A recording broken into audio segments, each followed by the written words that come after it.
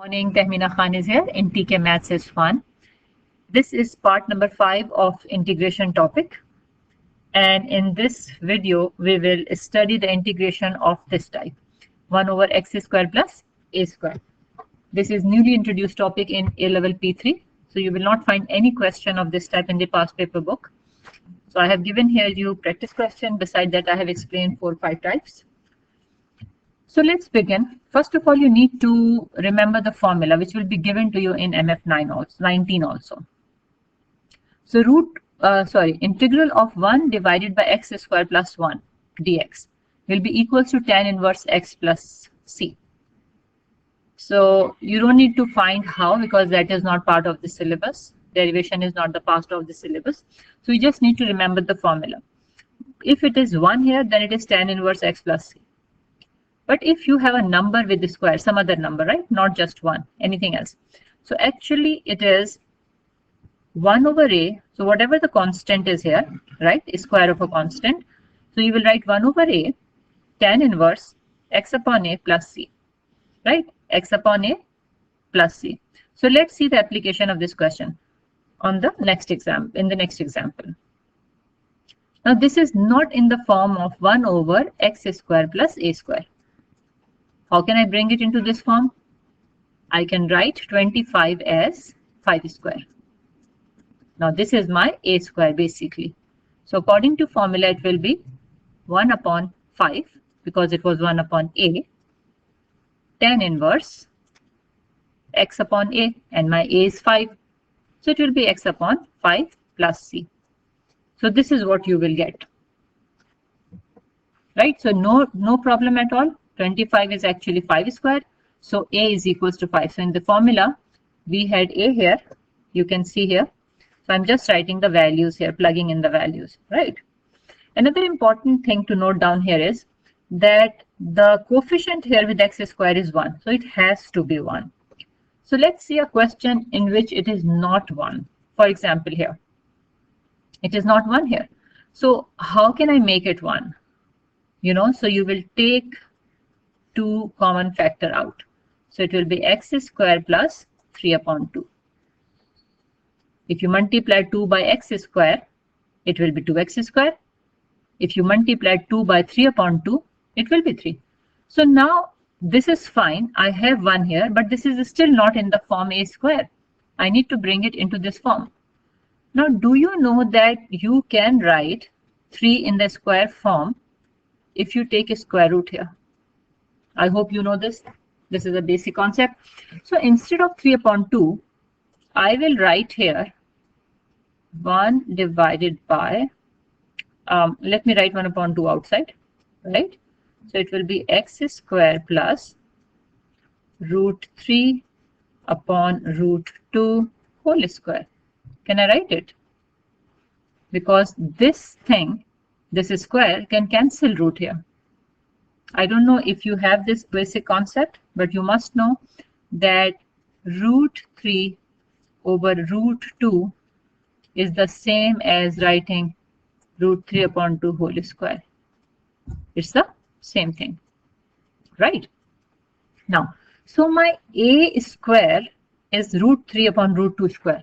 So basically my a is root 3 upon root 2. So now if I write in the formula, which is here, this thing will be 1 upon 2 will come as it is. It is 1 upon, it will be 1 upon a, and now my a is root 3 upon root 2. 1 upon a tan inverse x upon a, and my a is what? Root 3 upon root 2 plus c. So now we can manipulate here, and it will become root 2 upon root 3. I hope you know this basic concept. It will flip tan inverse, it is 2 root 2. So root 2x upon root 3 plus c. So exactly like this you will solve it here, right? So either you write it together in one go or you write it separately. It's the same thing. Okay, now let's see another question. The difference here is these were indefinite integral. There was no limit here. But now the question I'm taking has limits. So it is a definite integral. And question is saying give your answer in the exact form. Again, I want a square here. So this is easy. Instead of 4, I can write 2 square. So I have brought this question into this form. Right? And you remember what is the formula? 1 over a tan inverse x upon a plus c. Though it will be in the formula sheet, but if you learn it by heart, there is no harm. So your a is actually 2 now. So here I will write 2. See here, 1 upon 2 tan inverse x upon 2. And then I will apply limit. Same method, upper limit application minus lower limit application. So here we have applied the limit. And what you have to remember here? What mistake you will not make here? Change the mode of the radian, right? It will be radian. So now you got this answer. You have to write in the pi form because question is saying give the answer is exact value. You cannot use three significant figure here. Okay. So this is how it is used. It's a simple question. You just need to understand or remember two things. The coefficient of x square should be 1. Here you should have a square. If you can't, then I have told you the technique here that you will take square root n square, right? I will do one more question of that type. So these 6 questions are for your practice.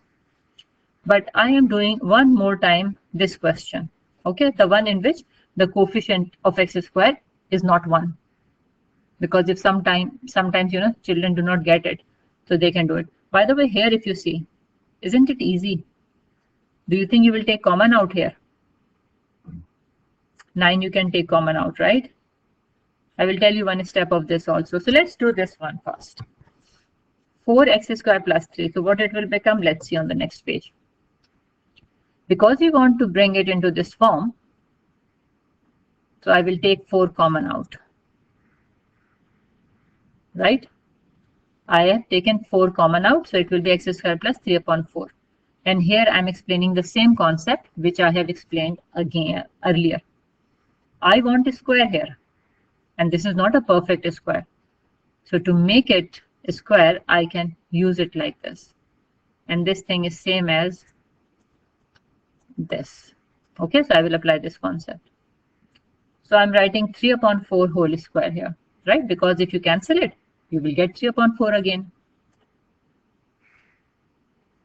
Now, after this, I'm applying the formula. What is that? Inside 1 over a, my a is root 3 upon root 4. I'm writing overall root, right? Don't think that 4 is outside the root. This is the whole thing. 1 over a, tan inverse x upon a. And now what will happen? This a will get inverse. It will become root 4 over root 3. Root 4 over root 3. Tan inverse root 4 over root 3 x plus c. And we know that root 4 is equals to 2. So I got this form of the answer. Because once it will become 2, I can cancel and I will get this. Similarly, this is 2x root 3. Now let's see what is the answer. This is the answer. Does it look different from the one I am getting here? This one, it is 1 upon 2 root 3 tan inverse 2x upon root 3. Whereas here it is root 3 upon 6. It looks different. But the point is, if you use or put the values in the calculator, you will get same answer. What I want you to focus here on is that if Cambridge question says, or examination, the question says, bring it into this form. Whereas when you are solving, you get it in this form. Then how will you change this form into the form given in the question? You need to learn how to do it. Now let's see here. This is the form we are getting, right? And we know that 1 over root 3, this is a surd form. If you multiply and divide by the same surd, root 3 will become 3, and this is root 3 upon 3. So basically my question or my form of the answer, 1 over root 3, can be changed into this. So exactly same thing we will do here. Let's see how. How you will do it, tell me. Let's do it.